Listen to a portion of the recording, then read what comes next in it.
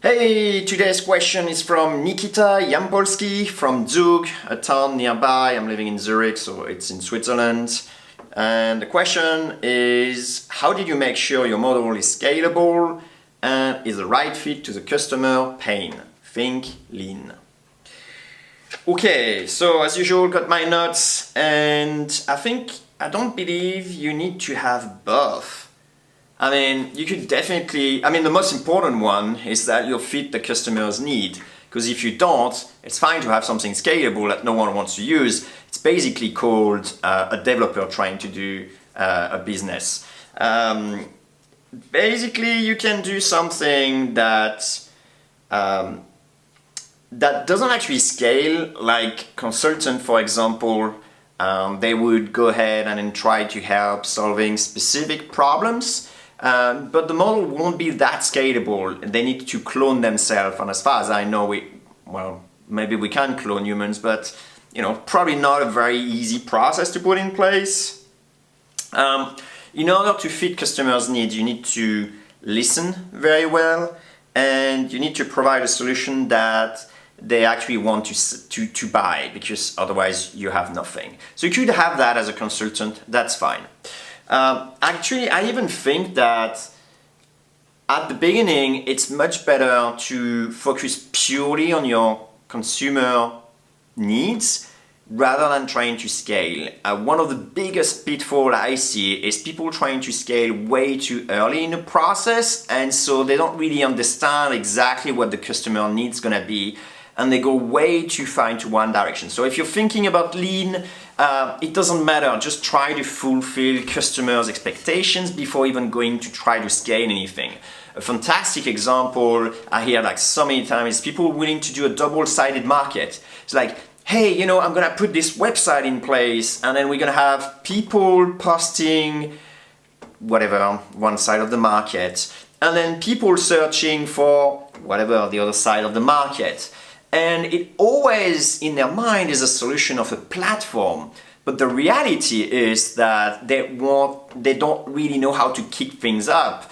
They really want to just focus on a product and a platform. So whenever I hear that, I challenge them to say like, hey, can you actually find people and put them in relationship and then just use email just to make sure that it works and you can actually find people?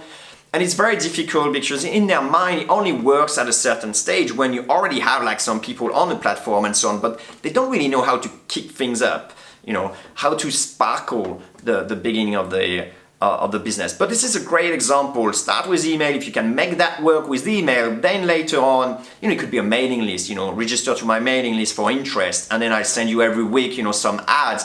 And then from that point, then when you can't fulfill it with email, then you're gonna go ahead and then create that platform that will then scale. That's the right mindset to have. And then at that stage, you have a business that is fitting a customer's need and scale. And that's what that question was about. Before that, focus just purely on solving a problem your customer, your prospect would want to buy. So that's, I think, the biggest point. Now if I come back to QuickMail specifically, I basically onboarded and talked to every single customer for the first 6 months. And that was great because the amount of information that I got, sure it wasn't scalable. I can't have like thousands of prospects or thousands of clients by just onboarding them all myself, plus running a company, plus doing XYZ. But that's not the point, The point at the beginning is to really be able to spend, are you willing to spend an hour for someone that's going to pay you like $9 or $10 a month? Probably not. Lots of people will say like, this won't scale, this won't work. But the point is like, you do it a certain amount of time, enough so you really understand deeply how you can serve those people, and then you put the automation in place to serve them. So that's what I did for QuickMail. The first 6 months was talking to customer, getting an immense amount of information for me to be able to really understand the market, what was the needs of people, which enabled me to actually do some really brilliant features. Like for example, colleagues came from that. So colleagues is a way in QuickMail to basically automatically populate the name of other people in the same company.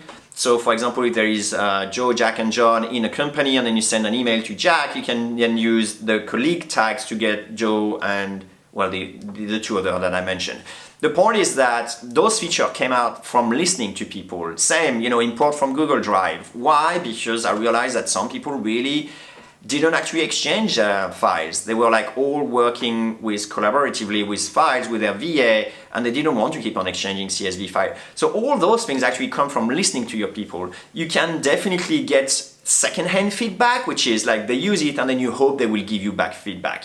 So that doesn't work as well by large margin. After the 6 months, it started to be a very scary time because I started getting automated sales, which means people didn't actually talk to me before even buying the product. So I had no idea if they were a good fit, what they were really looking to solve with my product, because I didn't have any line of communication with them. And believe it or not, but it's really hard to actually get that line back and then try to pull back that information from people actually buying your product. So anyway, long discussion, but that's it for today. If you have any questions, follow-up questions to this episode, or if you want me to answer one question in a future episode, just comment below. If you like it, thumbs up, share it, and that's it. And I see you tomorrow.